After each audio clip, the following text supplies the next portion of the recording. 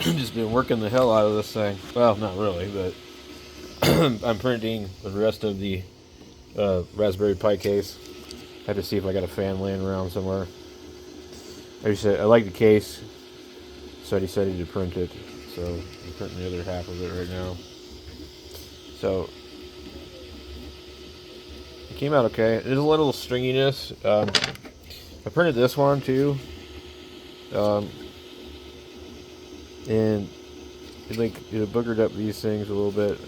But the main problem with this case is that it's not quite like lined up.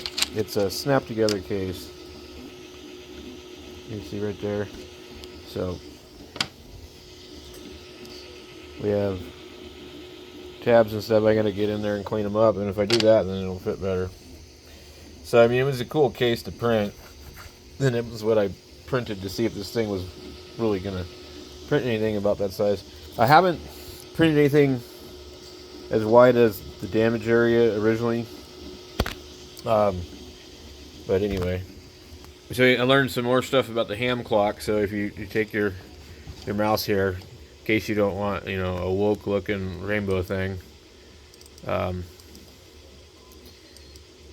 originally it's going to be like this with the rainbow crap, which actually doesn't look too bad, but you can do that. You do that.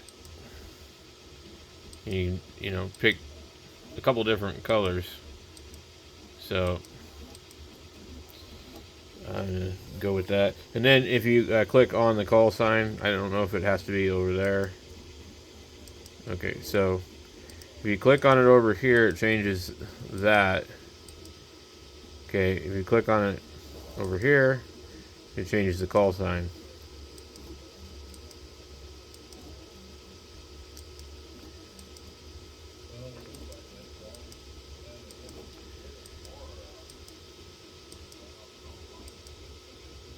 So there's some other stuff here. I think DX. Click on that. It will do a bunch of different other things. Okay.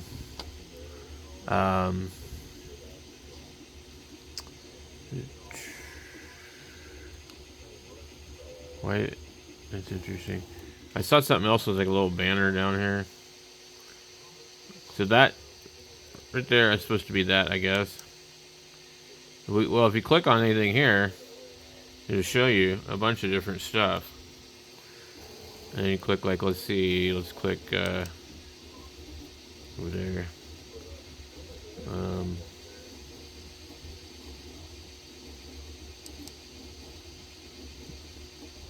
don't know. It's not doing anything.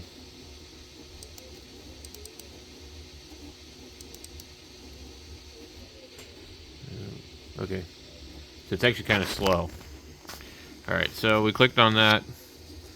And then now it like shows us some kind of deal here. So if I click on it over here, it shows where I am. My grid. Clouds, temperature. Okay, so if I click on him over here, it shows 67 degrees Fahrenheit, which is nice. Okay, I'll look over here, 70 degrees. Okay, what is this? 69 degrees. So there's lots of little things. I don't know what the hell that is. It's like lock mechanism. So it shows the DX will be over here. If we click over here, it's going to go UTC +2, which is wherever you put it at. So, and then there's more information here. You can click on these and change your own. I'm not going to touch it. I don't want to deal with it. You see, I go over here. Let me see his temperature. You probably can click on just about anything. I don't know what the hell that is. Okay, these are beacons. I'm not really sure where. Is it supposed to show them on the map? What the hell? Oh, that's weird. Look at that. So now all of a sudden, instead of the other thing, it shows temperature. And it'll show. If I click on mine.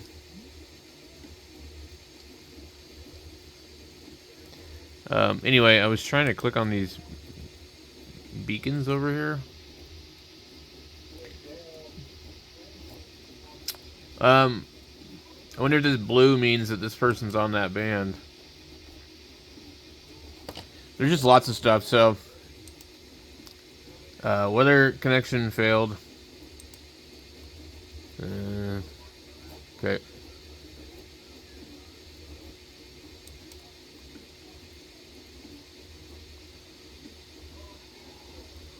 Openweather.org.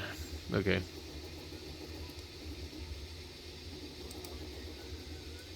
I don't know. And I clicked on this originally.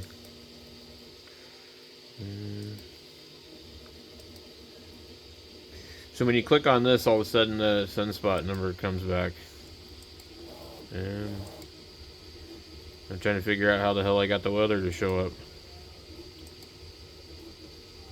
And I honestly think it was by clicking on this. I don't think this thing changes. Oh, wow. Look at that. So, dude, are you serious? This is giving us the sunspot history from 1900 to 2030.